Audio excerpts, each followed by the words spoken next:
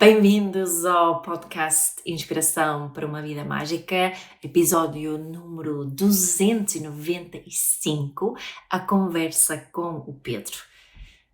Chegou a hora de ficarem a conhecer o Pedro ainda melhor. Na semana passada o Pedro entrevistou-me a mim, esta semana sou eu que entrevisto o Pedro e acho que tivemos aqui uma conversa bem gira. Falamos sobre a história do Pedro, quem é o Pedro, os insights do tempo do Pedro, a carreira do Pedro, pensamentos bem íntimos e privados. E espero que gostem desta conversa bem autêntica e honesta entre mim e a estrela deste episódio, o Pedro.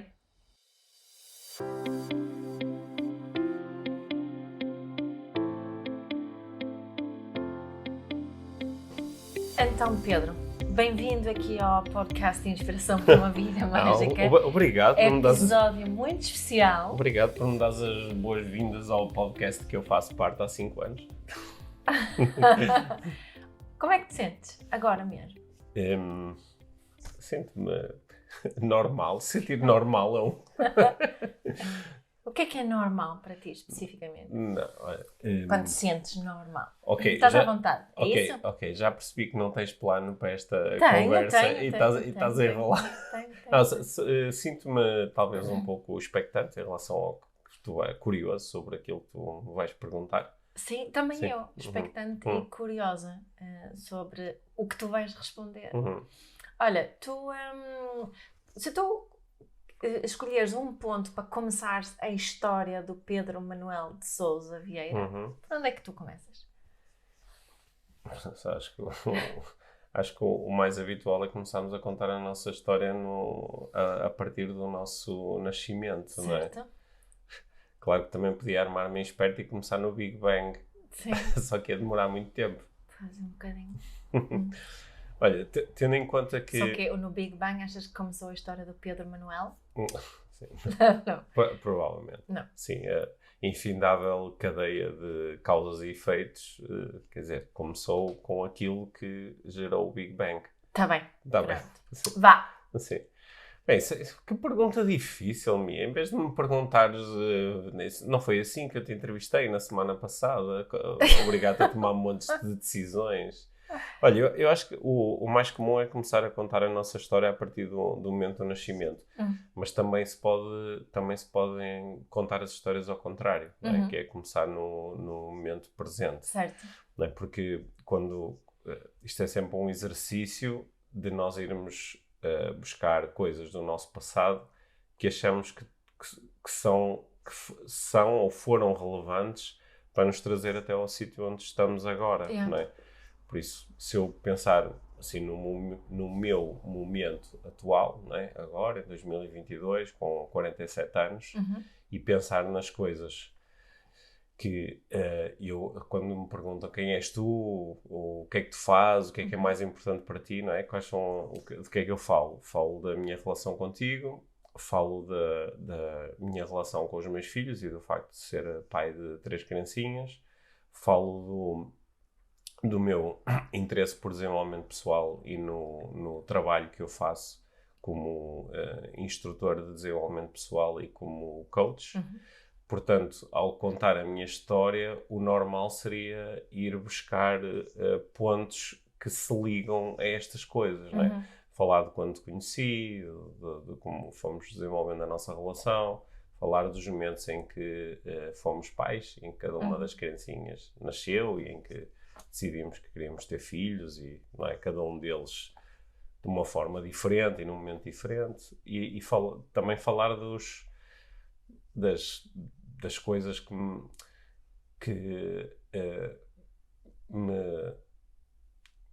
as coisas que me mostraram a importância do desenvolvimento pessoal e que mostraram como isso era interessante para mim. Não é? Portanto, se começo por aí? Começa por aí. Começo por aí. Porque foi... assim, o interesse formal no desenvolvimento pessoal é uma coisa muito da vida adulta. É uma coisa da vida com 30 anos, mais ou menos.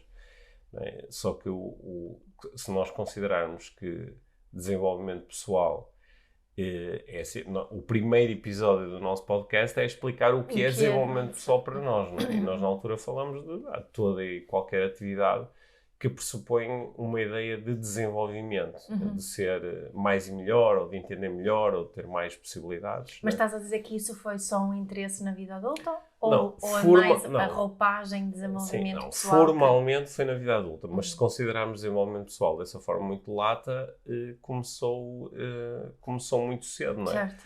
Porque quando nós vamos para a escola, né, começamos a lidar com o desenvolvimento pessoal. Exato. Com a ideia de aprendermos, de melhorarmos, de entender melhor, compreendermos, sim. E a minha mãe, eu tenho assim algumas memórias, assim, aquelas primeiras memórias de 4 anos, 5 anos. Tenho algumas memórias que, claro, podem ter sido muito reforçadas por a minha mãe, dizer que eu desde pequeno gostava muito de conversar. Que ela se sentava comigo no sofá da sala, em nossa casa, e que ficávamos muito tempo a conversar. Que eu fazia muitas perguntas e ficava muito atento a quando ela me estava a contar coisas e a explicar coisas. Né? Mas que coisas eram essas? Eram coisas que uma criança de 4, 5 anos começa a perguntar. Porquê que é assim? Ou sei lá, ouves uma palavra e ficas curioso, ou vês alguma coisa na televisão e ficas curioso, vês um animal, ficas curioso, não é? De começar a fazer essas perguntas. E, pelos vistos, nas descrições da minha mãe, ela achava que não era assim, que era uma coisa que lhe parecia assim um pouco diferente de outras experiências que ela tinha tido com crianças, de eu prestar tanta atenção, não é? Eu acho que quem nos está a ouvir consegue perceber que para algumas crianças isso é muito difícil, porque a sua forma de interagir com o mundo é muito prática, de ir, de experimentar, mexer, brincar, correr. E eu, pelos vistos, a minha forma de interação já era muito do ouvir, do observar e do falar e do conversar. Portanto, a minha mãe, há 40 anos, olhou para mim e disse: tu, se calhar, quando fores grande, vais ter um podcast. Porque o que tu gostas é de conversar. Mas, olha, sim. Assim, pronto. Continua ali a tua história. Eu guardo esta pergunta. Eu não sei para onde é que vai esta história. Também não.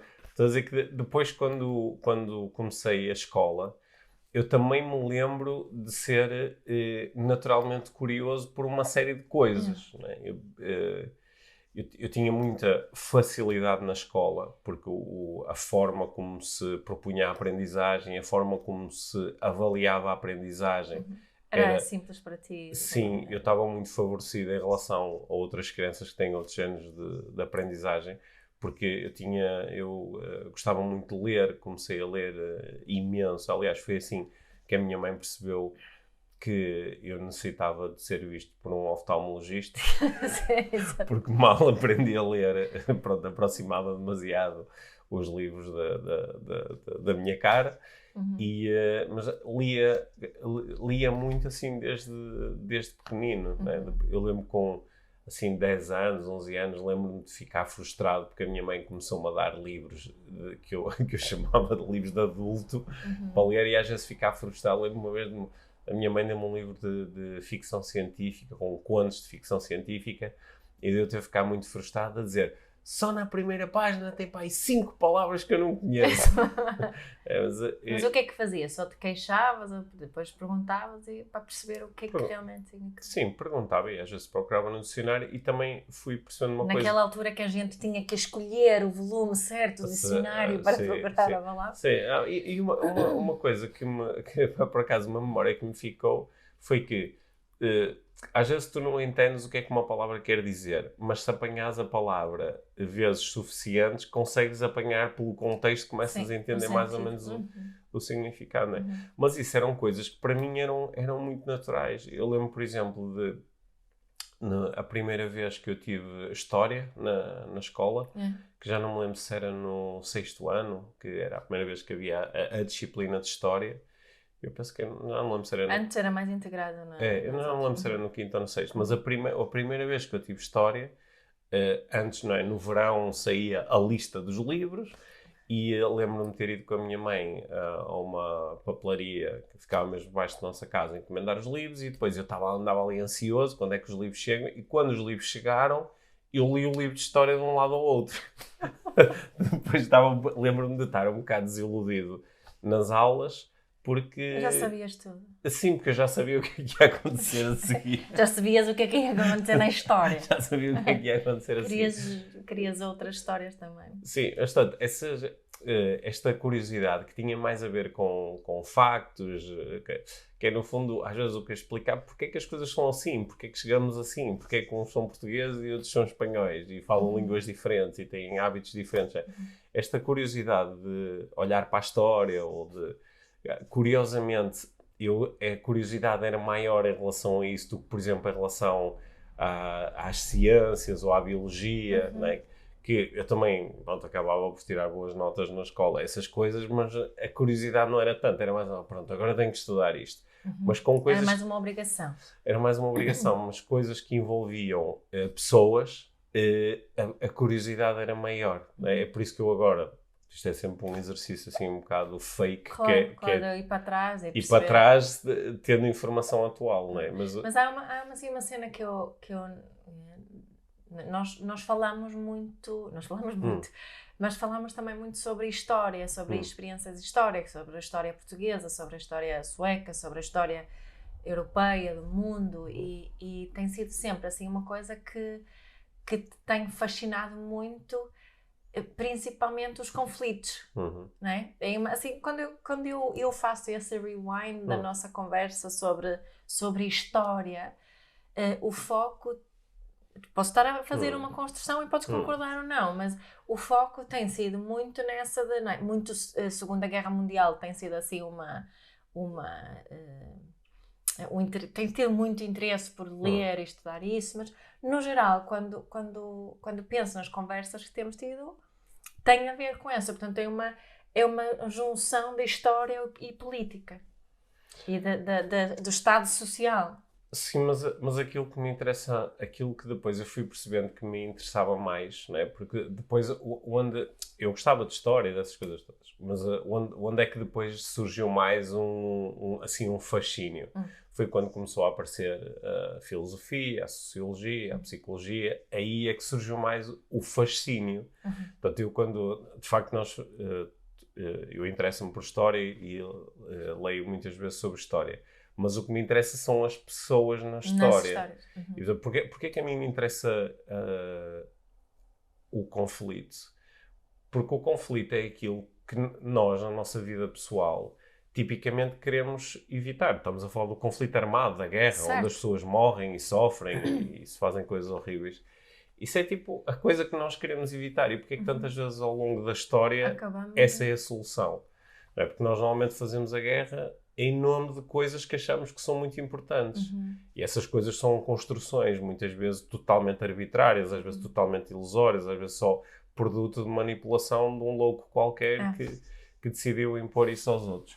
E, portanto, eu acho que me interessa isso mais assim de uma forma preventiva, que é aprender com todas estas coisas que fomos fazendo ao longo da nossa existência como espécie, não é? E tentar encontrar formas de nós aprendermos a domar esse instinto que às vezes nos impele a ir sobre o outro quando nós podemos construir pontes. É curioso porque quando tu me falas das brincadeiras que tu fazias quando eras pequenino, além do desporto, né? Que o desporto sempre foi assim uma coisa muito presente, mas eram os cowboys e índios e eras do lado dos índios, né? E dos soldadinhos. Era muito esse brincar era muito de guerra era também. Muito bélico, era muito Ao mesmo tempo, tu és das pessoas mais pacíficas que eu conheço. Né? Como é que isso se encaixa de ter ao mesmo tempo, tem a ver com essa tua necessidade de entender, fala um bocadinho sobre isso, como é que podes brincar tanto à guerra e seres tão pacífico? Não sei, mas não te consigo explicar muito bem. Não te consigo explicar muito bem isso. Tinha que ir entrevistar o Pedrinho de 7, 8, 9 anos e fazer perguntas. Porque uma das coisas que eu gostava quando brincava com soldados era da organização e da hierarquia, né? Eu não brincava só com... Eu tinha centenas de soldados. Eu não brincava só com os soldados a atirá-los uns contra os outros, né? Era mais estratégia e organização. Sim, eu lembro-me de passar muito tempo a ler.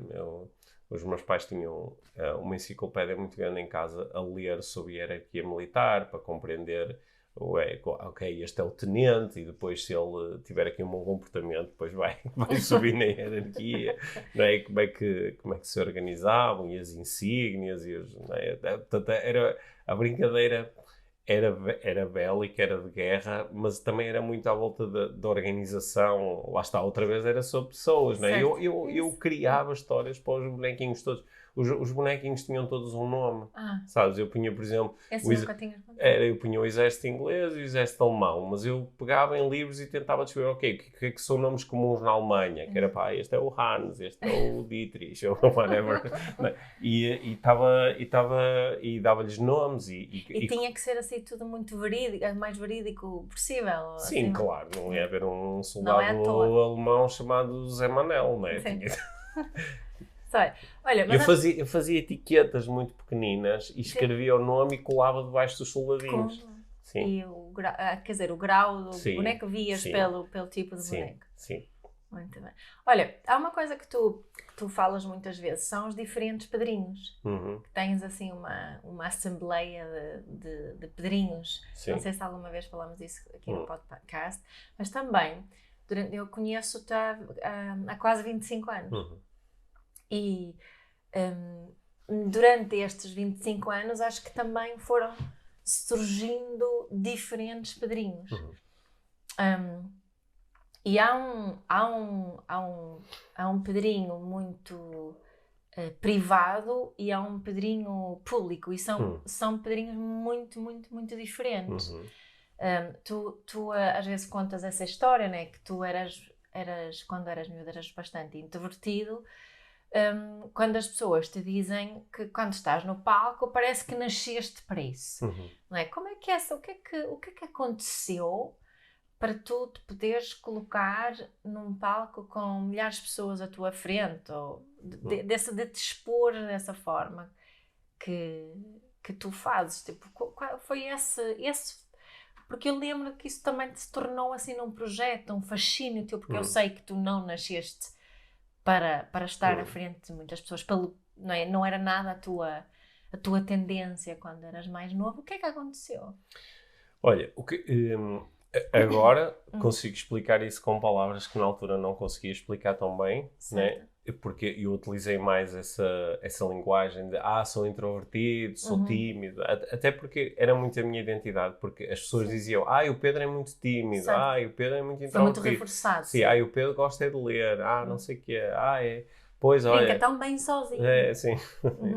E, portanto, isso ficou muito reforçado, mas... tu ofereceste no Natal passado uma prenda aqui no podcast IBM. Lembras de qual foi a tua prenda? Sim. Foi eu não fazer nada para evitar vergonha. Sim. E eu na altura, eu acho que não tinha...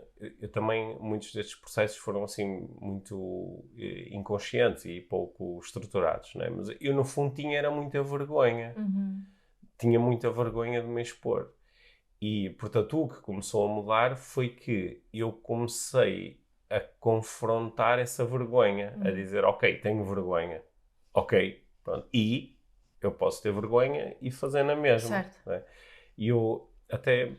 Houve um momento assim que eu me lembro que foi mesmo muito importante. Eu tinha ido pela primeira vez em 2006, acho que foi 2006, nós fomos a Londres ver um evento do Tony Robbins e eu tinha voltado assim com vontade de ir mais atrás daquilo que eu queria para mim. Né? Foi assim, era assim uma decisão. Eu lembro que pela primeira vez decidi organizar uma espécie de uma palestra com pessoas que trabalhavam na empresa onde eu trabalhava, não é?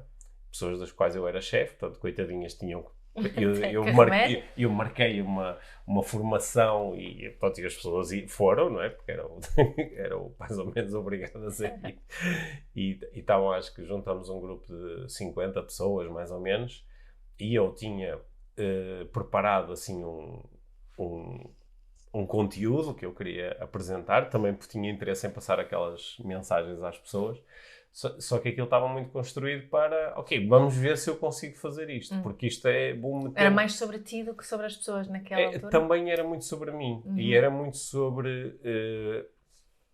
isto é a coisa que mais me assusta, falar em público, porque, lá está, sinto vergonha. Não é? Mas acho que foi a primeira vez que, de uma forma estruturada, eu digo, mas eu sinto vergonha, eu tenho medo de quê? Tenho medo de quê? Tenho medo que as pessoas achem que eu sou estúpido, tenho medo de ficar muito atrapalhado e as pessoas acharem que eu não sou tanto como outros que conseguem fazer aquilo. É tipo uma espécie de medo de insuficiência. Sim, é medo de não ser de não ser suficiente e o medo de não ser amado, de não ser reconhecido, não é? Que são os dois nossos medos primordiais, não é? E, portanto, eu decidi confrontar isso e surgiu-me, na altura, um pensamento que me aliviou imenso esta pressão, que é um pensamento bastante óbvio, não é? Só que quando nós o temos assim nós mesmos, é aquilo que costumamos em coaching chamado um insight. Eu tive ali um insight que foi, se eu fizer isto e no final as pessoas disserem, pá, isto foi um cocó, isto não teve interesse nenhum, e tu não tens jeito nenhum para fazer isto, tu és mau a fazer isto, vai ser chato, vai doer e provavelmente no dia seguinte venho trabalhar como sempre. Não mesmo. Ou seja, quer dizer, em princípio eu consigo sobreviver a isso. Né? E eu lembro-me que uma das coisas que me assustava bastante era a ideia de parecer ridículo. Porque às vezes eu via alguém a fazer alguma coisa e eu dizia, oh meu Deus, isto é tão ridículo. Sentias vergonha alheia. Vergonha alheia. Portanto, era essa vergonha em relação a mim próprio. E, portanto, eu até me lembro de... Não sei se foi uma boa ideia ou não. Eu, hoje em dia, não proponho necessariamente isso às pessoas com quem que eu ajudo a falarem em público. Mas eu decidi fazer 2 ou 3 coisas que foram ridículas, sabes? Durante a formação? Durante a formação. Lembro-me de ter começado assim com uns gritos, assim como... E aquilo era... Eu sabia que era ridículo. Aliás, eu até me lembro de dizer... Olha, eu quando estou frustrado faço uma coisa muito ridícula. E demonstrei o que é que eu fazia. Assim, e só que isso ajudou-me, lá está, aquilo não foi feito de forma assim muito deliberada, mas eu no fundo estava-me a educar para, não faças nada, tens vergonha disto, olha, avança, deal with it. E eu acho que esse momento foi chave para eu me começar a ir libertando dessas coisas, porque quando eu vou para cima do palco, quando estou à frente de um grupo, eu continuo a ter medo de não ser amado, não ser reconhecido e medo de... Continua lá, não desapareceu. Esses medos... Não, mas claro. Acho que, aliás, se eles deixassem de estar lá, era motivo de preocupação, não é? Porque é quando começamos a fazer coisas parvas sem dar conta. Certo. E deixamos de respeitar as pessoas que estão à nossa frente. Portanto, esses medos continuam lá, mas essa mudança foi muito importante, porque o trajeto tornou-se totalmente diferente a partir do momento em que eu confrontei isso. E também, eu acho que às vezes nós fechamos-nos muito assim, numas conversas, lá está, a minha conversa, eu sou introvertido. Tipo, é uma coisa que eu sou, não é? Portanto, nasci assim, enquanto coach, para outros é mais fácil. E claro que para uns é mais fácil falarem em público do que para outros, não é? Só que quando eu me foco em mim e na minha cena, não é? Olha, nem de propósito, ainda hoje, antes de começarmos aqui esta conversa, eu escrevi nas redes sociais que isso não vai ser fácil, é uma das desculpas mais comuns para não se fazer nada. E a questão mais importante não é se vai ser fácil, a questão mais importante é se é importante. Né? E eu acho que nessa altura o que eu percebi é que isto não vai ser nada fácil, vai ser uma das coisas mais difíceis para mim. Certo. A questão é, isto é importante, isto é relevante, e nessa altura tornou-se importante. Certo. Porque eu queria mesmo conseguir comunicar com outras pessoas coisas que eu achava que eram muito relevantes. Né? Portanto, isso foi assim um momento muito marcante para a formação de quem é o Pedro hoje. Sim. Que outros momentos que consegues identificar assim no teu percurso que foram uma memória, um momento, uma decisão, alguma coisa que tu achas que que determinou muito aqui o teu caminho? Sempre especulativo, claro. Assim, quando começou a vida adulta, a vida adulta assim mais... A vida adulta, quando nós passamos a morar juntos e decidimos comprar uma casa e quando decidimos ter filhos, não é? Quando essas coisas aconteceram, que foram assim, todas num período assim muito curto de tempo, assim muito condensado, Sim. não é? Eu estava com um projeto de vida que é diferente daquele que eu tenho hoje em dia. Porque o meu projeto de vida era o projeto de vida corporate, eu lia imenso sobre management e sobre liderança e gestão. Estava a construir uma carreira corporativa, e estava a olhar a ser promovido e a ver o salário sucessivamente aumentado e estava a seguir assim um trajeto que era muito standard para pessoas que seguem esse trajeto. Era assim uma coisa muito standard. E só que começaram a aparecer sensações de desconforto, de não estou feliz a fazer isto. Pá, tenho que aturar... este é um podcast em que se podem dizer as neiras, não é? Sim, claro. Pá, tinha que aturar muita merda. Muitas pessoas com conversas de merda, pá, muitas pessoas a lutarem pela sobrevivência no mundo corporate, sabes? Em que realmente o que interessa não é o resultado final ou o impacto que crias nas outras pessoas, é se ganhas ou não o bónus e se deixas ou não o teu chefe satisfeito e se... seres promovido ou não. Sim, muitas... Eu comecei a treinar na altura pessoas que me aconselhavam, porque eram meus superiores hierárquicos, muito a darem-me conselhos que eu ia recebendo, mas aquilo não ressoava dentro de mim, sabes? Que tens é que te proteger, ou às vezes não prometas para depois surpreender, sabes? Quando estás aqui a construir o budget, deixa aqui este dinheirinho de lado para depois não sei o quê. Que eram conversas que eu entendo e elas faziam sentido naquele contexto, só que não eram conversas honestas. Não eram conversas sobre honestidade, sobre transparência, sobre vulnerabilidade. Ora, na nossa relação entre os dois, nós estávamos acho que a querer viver uma vida diferente, não é? Que fosse mais honesta, fosse mais transparente. E eu nessa altura decidi muito que, então se calhar o que eu tenho é que ser empreendedor, tenho que ter os meus próprios negócios, porque eu tinha na mesma muita vontade de construir abundância financeira para a nossa família. Comecei a sentir muita pressão de, ok, agora temos um filho, agora temos 2, agora temos 3, né? De conseguir criar condições para que pudéssemos estar tranquilos e não estar constantemente preocupado com as questões do dinheiro. E, portanto, segui assim uma via de empreendedorismo que foi muito dura. Ou muitas foi coisas... muito diferente deste período de agora, não é? Sim, muito diferente do período de agora. Foi muito dura, claro que... Pronto, foi dura como? Foi dura porque tive que lidar com... E entre outras coisas tive que lidar com uma pessoa que se tornou muito importante na minha vida porque era um narcisista altamente tóxico, não é? Que foi uma pessoa que eu não conhecia, mas que apareceu num momento importante como um investidor que podia mudar tudo e criar aqui uma série de oportunidades. E eu fui muito lento a reconhecer os red flags que estavam lá todos. Em relação a essa pessoa. Em relação a essa pessoa. Tu foste reconhecendo esses red flags, só que... não te queria atrapalhar ali no teu sonho. Sim, eu não queria lidar com eu fui adiando conflitos, criando conflitos muito maiores em potencial, ou criando consequências muito maiores. Não é? E, portanto, isso foi um momento muito duro. A vontade era ter abundância financeira, aquilo que eu estava a construir era ao contrário. Não é? Foram momentos muito apertados para nós financeiramente, não é? Quase de falência, não é? Sim. E, não é quase de falência, e isso trouxe assim muitas aprendizagens. Mas trouxe aprendizagens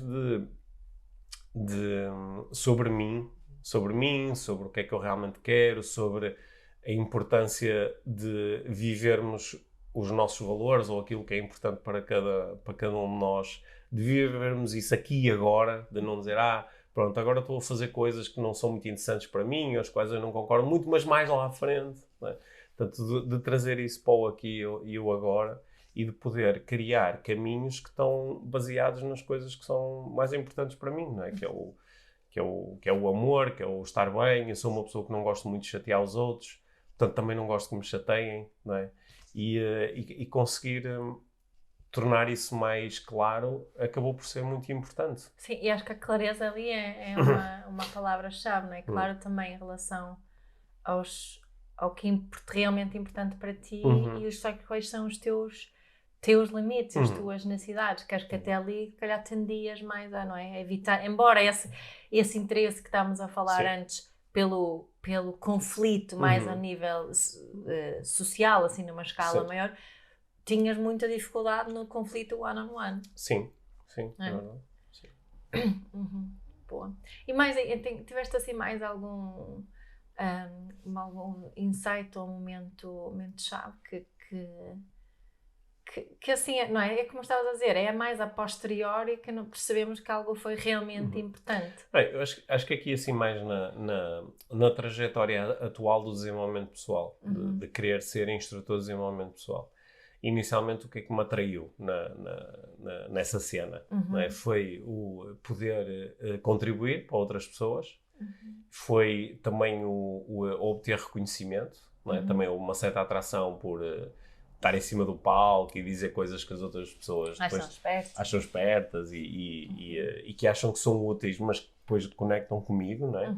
Portanto, também esse lado também foi muito sedutor.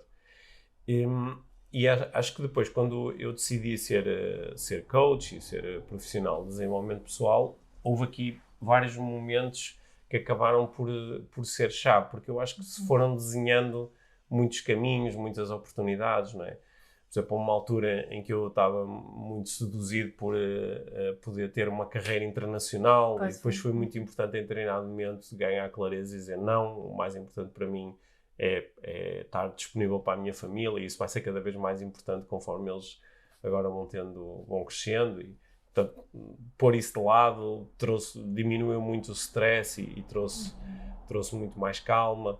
Havia uma altura em que eu estava muito empenhado, porque ainda tinha aquelas as velhas crenças do empreendedorismo e do mundo corporate anterior, em queria ter uma equipa grande e punha-me a imaginar a Life Training com dezenas de colaboradores. E de ter franchise. Sim, de ter um sistema de franchise. E cada uma dessas ideias, em algum momento, ao ser abandonada, criou caminhos que são muito mais congruentes e alinhados com aquilo que é realmente importante para mim, não é?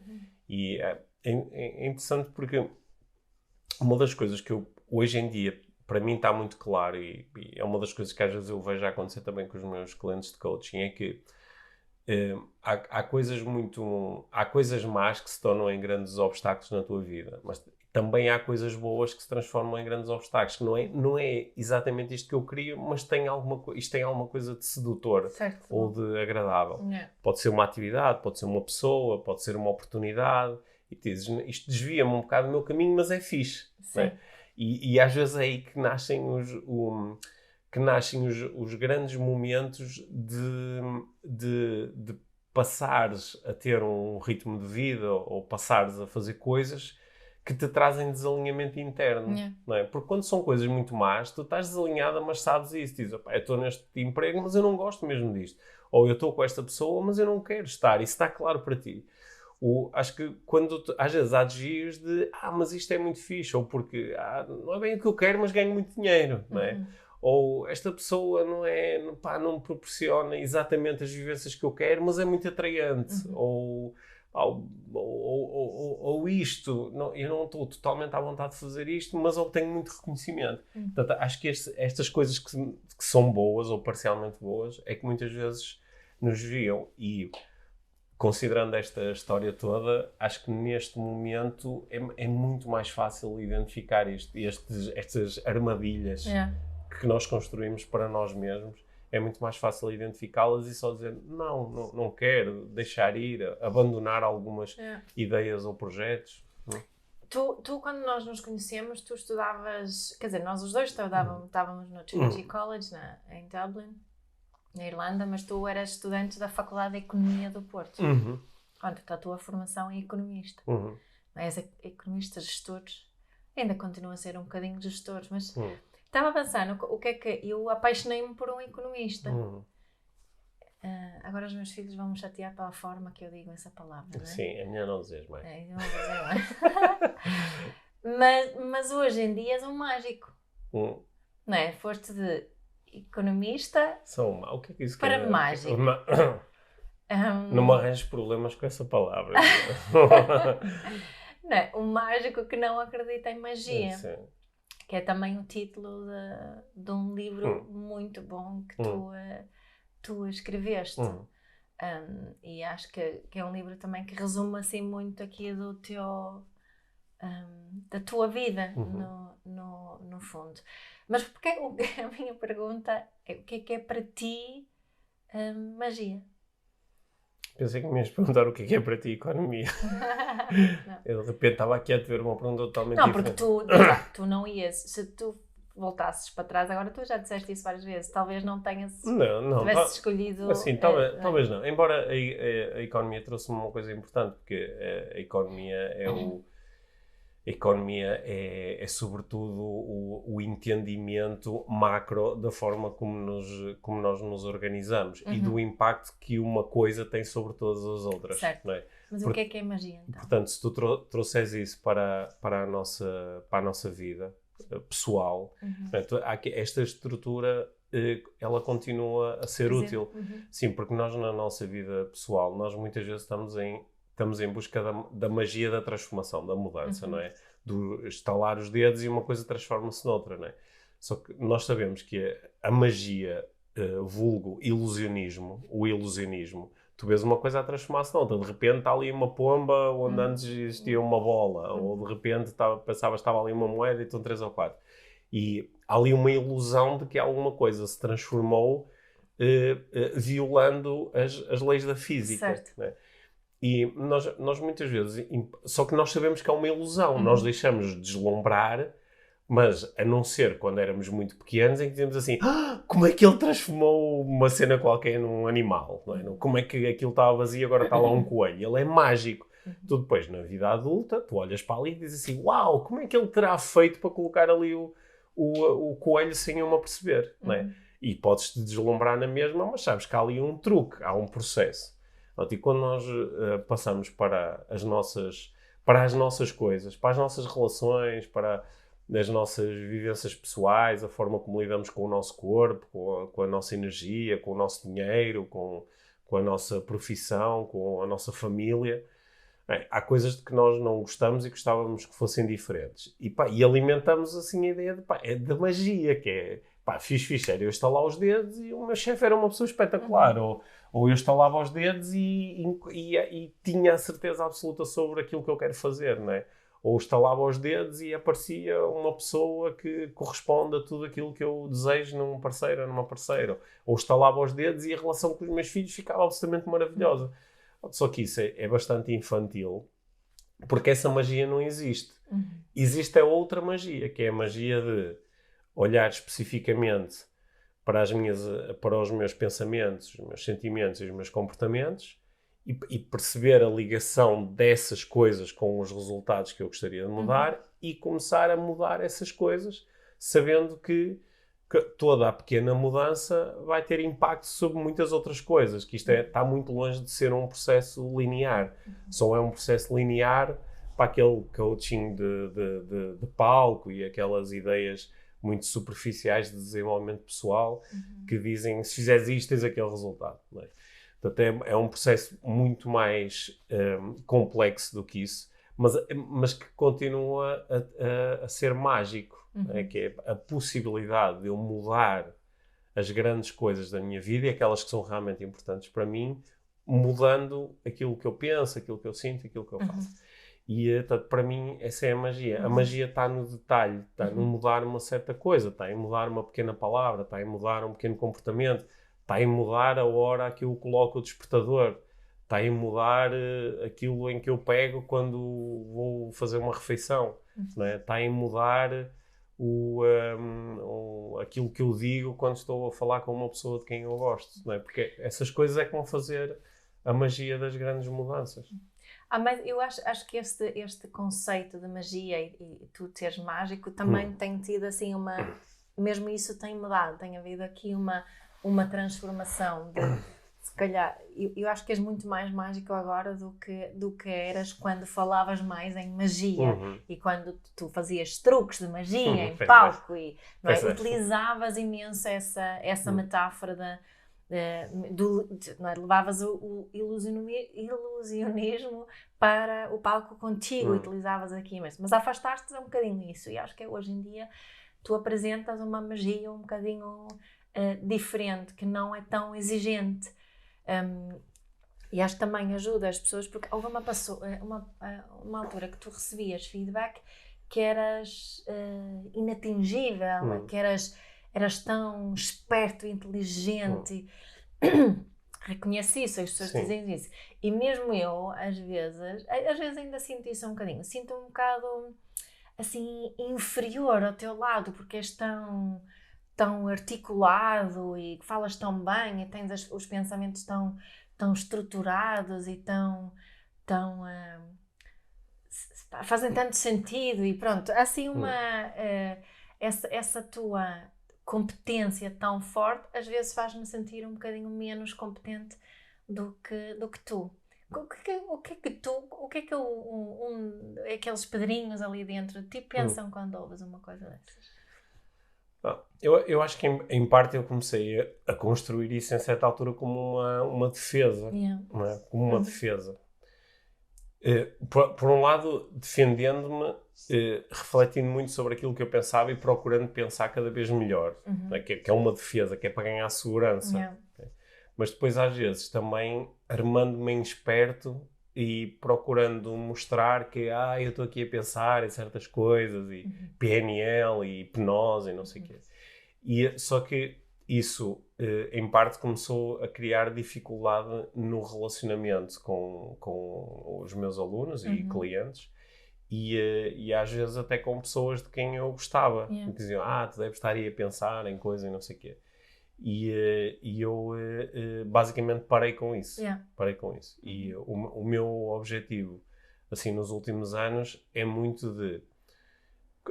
sabendo que um dos maiores anseios do ser humano é ser visto, não é? É poder mostrar-se tal como é. Eu passei a procurar fazer isso da forma mais extrema que eu conheço. Quer dizer, olha, o que eu estou a pensar é isto. Ou o que eu senti foi aquilo. E é isso que eu procuro fazer hoje em dia.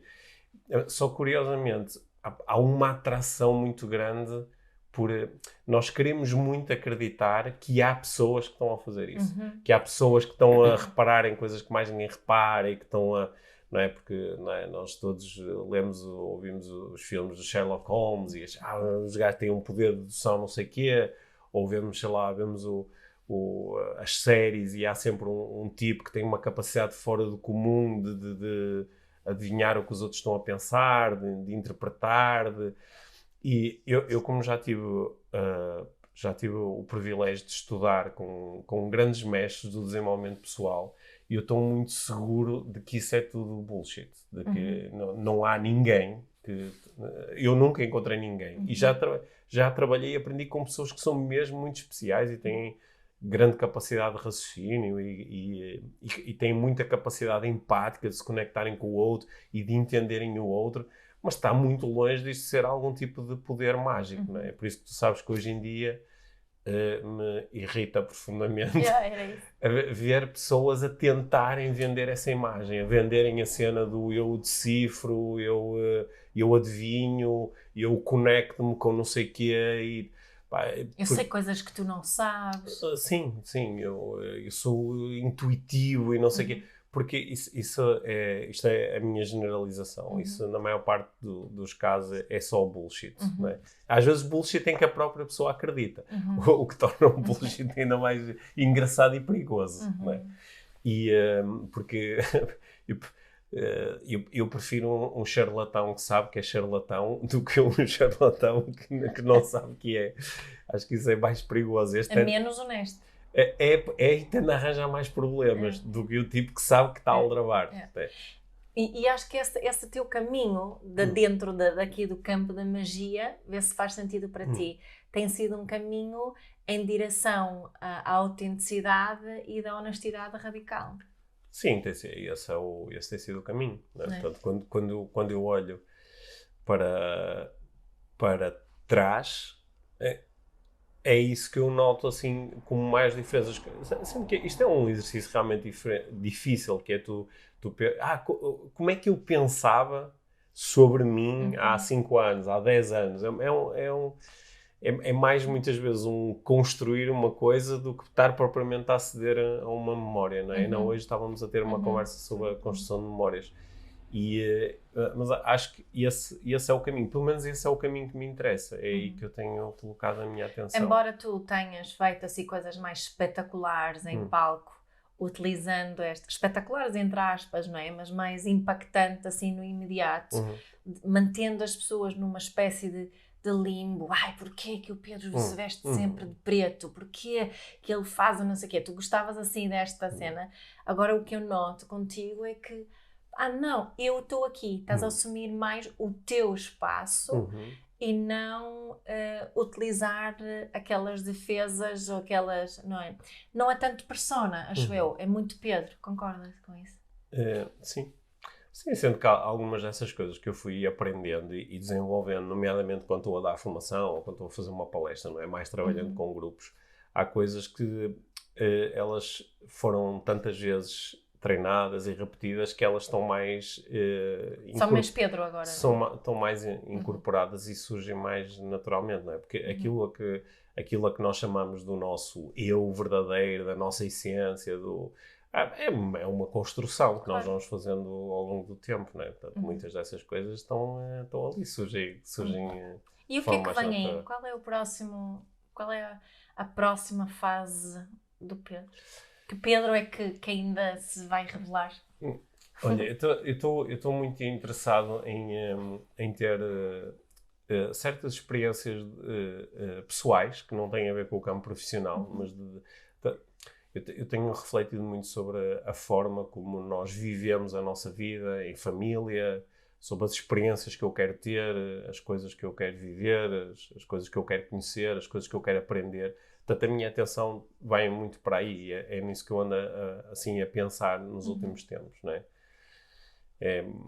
E sabes que isso também depois vai ter um reflexo Sim, e vai ter porque sempre teve, não é? Aliás, uma das coisas que eu gosto muito na nossa dimensão profissional, incluindo este podcast e todos os projetos que surgiram ligados a este podcast, não é? O livro, o programa IVM+, é que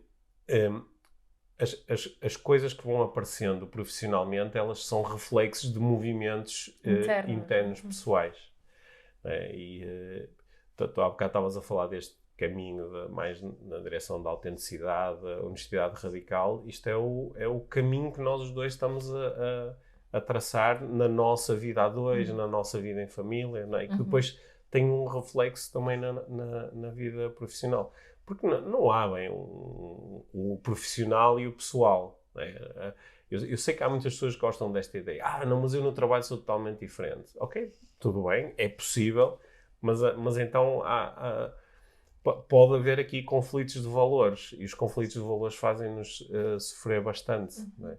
E portanto, estou muito mais interessado em estar cada vez mais relaxado em relação a quem eu sou. Não é? Isso provavelmente também implica começar a falar de outro tipo de temas, não é? Que reflitam mais também algumas experiências pessoais que nós temos. Agora, qual é o formato disto? Vamos descobrir. Vamos descobrir. Olha, há assim alguma coisa, antes agora de finalizarmos, que se tu não disseres vais-te arrepender? Não assim. Olha, eu quando era pequeno, lembro-me de ter estudado na escola, já não me lembro se foi na escola primária, acho que foi ainda na escola primária, estávamos a ter uma aula sobre a organização social e falou-se do Assembleia da República, e o Presidente da República e o Governo, e eu lembro-me de pela primeira vez ter lido que qualquer pessoa de nacionalidade portuguesa se poderia candidatar a Presidente da República desde que tivesse 35 anos. E eu lembro na altura eu era miúdo, mas fiquei extremamente desiludido, porque eu disse, 35 anos, vai demorar imenso até eu me poder candidatar a Presidente da República. E depois, mais tarde, quando nós falamos no início da conversa aqui do interesse pela história, pela política, eu achava, tinha assim uma voz dentro de mim que se conectava muito com esta ideia de eu se calhar um dia vou ser um líder político, sabes? Imaginava-me, lembro-me de fazer trabalhos na escola secundária e eu enquanto ministro de não sei o quê, a fazer propostas para não sei o que mais. Lembro-me de ter feito escrito sobre a imaginar os anos seguintes da história em Portugal na dimensão política. Portanto, eu tinha assim, havia assim esse movimento. Havia assim esse movimento que desapareceu totalmente. Não é? Não tenho nenhuma ambição nem nenhuma vontade. Só que apareceram outras formas de viver as mesmas intenções, que era fazer a diferença, mas a diferença é sempre muito orientada para... Eu gostava que nós, enquanto grupo, ou enquanto grupos, porque nós fazemos parte de muitos grupos, que pudéssemos ser mais tolerantes, mais respeitadores uns em relação aos outros e criássemos condições... Eu não gosto de chatear as pessoas e gostava que nós não nos chateássemos uns aos outros. Isto é um objetivo pela negativa. Mas no fundo eu gostava de viver num mundo onde nós fôssemos menos chatos uns com os outros, chatear os outros por causa daquilo que eles gostam ou não gostam, ou como se vestem, ou o clube que gosta de futebol. E eu acho que o meu caminho é muito nessa direção. Né? E às vezes consigo, outras vezes não. Às vezes eu é que acabo a chatear os outros. Né? Há uns avanços e retrocessos. Mas se calhar a inspiração para uma vida mágica é inspiração para uma vida em que não nos chateamos uns aos outros. Tá bem?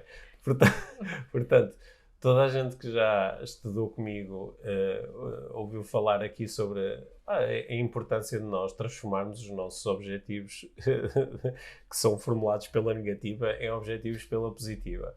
Só que aqui a palavra chatear é mesmo relevante. Portanto,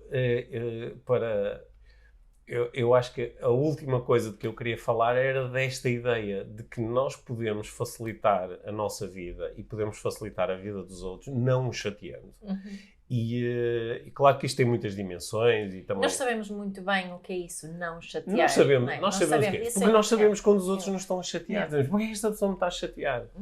E, portanto, acho que fica aqui um apelo de desenvolvimento pessoal muito simples, mas que eu acho que cada um consegue traduzir na sua realidade. E nós reparamos muito quando os outros nos chateiam a nós, mas nem sempre reparamos quando somos nós a chatear os outros. E, portanto, acho que ganhar clareza em relação a isso e agir em relação a isso, acho que pode ser aqui uma boa proposta de desenvolvimento pessoal e social. Sabes que o nosso quase quarto de século juntos, mas nós estamos juntos mais de metade da minha vida. E tem sido assim está a ser uma viagem que não poderia ter imaginado. Eu acho que alguns pontos de viragem que tu não é, apontaste aqui na tua história também foram pontos de viragem para mim. Não é? Eu não imaginava nós com 47 e 46 anos a vivermos esta vida. Imaginávamos a vida corporate, não é? Então, tínhamos assim carreiras bastante promissoras dentro do corporate e aconteceram uma série de coisas e o que me fez sentir que o que eu sinto em relação a este futuro, o que virá é mais curiosidade e entusiasmo do que outra coisa. Não há aqui expectativas, não há assim grandes planos, mas sinto muita curiosidade e muito entusiasmo e alegria e felicidade por por continuarmos aqui este caminho. Portanto, queria-te agradecer por ainda me aturares neste caminho, por me chateares que a ver. Podias-me chatear um bocadinho menos. Nós às vezes chateamos mais as pessoas de quem mais gostamos, não é? Não é? É mais difícil não chatear as pessoas que nos estão mais próximas, mas eu vou também levar este teu apelo Sim. para mim em relação a ti, porque eu sei que também te chateio. Sim. Eu acho que te chateio mais do que tu me... Assim, diretamente. Tu chateias-me mais indiretamente. Eu chateio-te mais diretamente. Não é verdade? Concordo.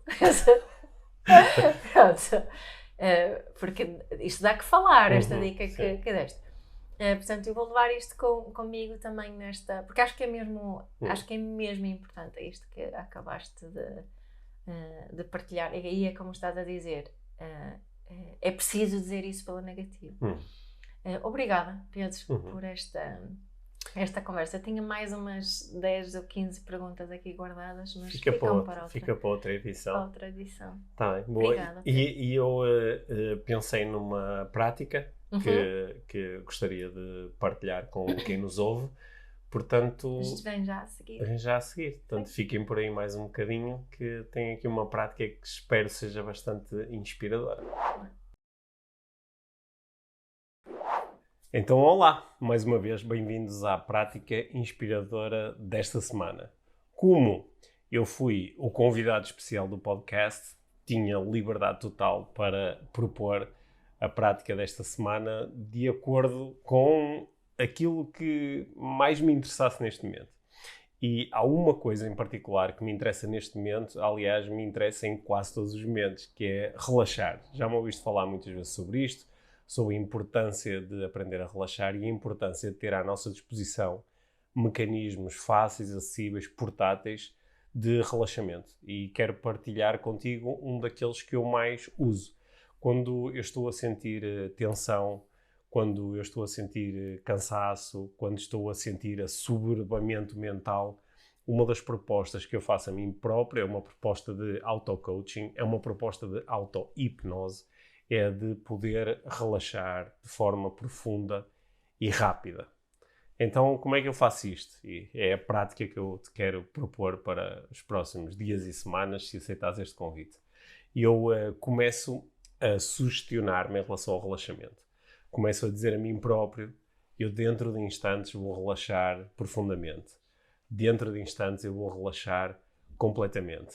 Daqui a pouco eu vou fechar os meus olhos, contar de 5 até 1 e relaxar completamente. E começo a repetir estas instruções para mim próprio.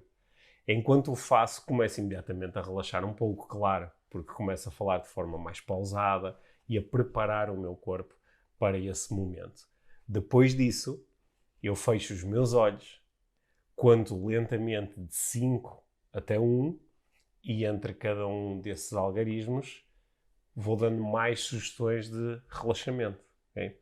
Se estiveres em condições de experimentar isto agora de olhos fechados, podes experimentar fazê-lo aqui com a minha voz a servir de guia. Se não, fica só com este guião para depois mais tarde praticares sozinho. Ok? Quando necessitares de relaxar. Então é assim, eu. Dentro de instantes, eu vou relaxar completamente. Dentro de instantes, eu vou relaxar profundamente. Dentro de instantes, eu vou relaxar aquilo que necessitar de relaxar para poder sentir-me realmente bem e em contacto com os meus recursos. Eu vou fechar os meus olhos agora. 5. Sentindo-me mais e mais relaxado. 4. Relaxando um por um todos os músculos do meu corpo. 3. Cada vez mais relaxamento. 2. Deixando que o relaxamento chegue a todas as partes do meu corpo. E 1. Estou agora relaxado. Posso usufruir deste estado e voltar aqui sempre que me for necessário. Para terminar este exercício, contarei de 1 até 5, voltando-me a sentir com energia e alegria e boa disposição. 1, 2, sentindo mais e mais o meu corpo, 3, 4, preparando para abrir os olhos e 5. Esta é a prática desta semana. Se ela é fácil de memorizar, é fácil de seguir, portanto a proposta é que tu possas executá-la, sozinha, sozinho, e ver o que acontece. Claro que para ela funcionar vais ter mesmo que relaxar e aceitar este convite que estás a fazer a ti mesmo, a ti mesma, quando dás estas instruções, e deixares que o teu corpo relaxe completamente. É uma estratégia muito eficiente, é uma prática, espero eu, muito inspiradora. Depois dá-me feedback sobre como correu. E se tiveres alguma dificuldade, partilha também comigo, que há muitas formas de alterar este guião para que ele se adeque bem às tuas necessidades de relaxamento. Até breve, relaxa muito e, claro, continua a ouvir o podcast Inspiração para uma Vida Mágica.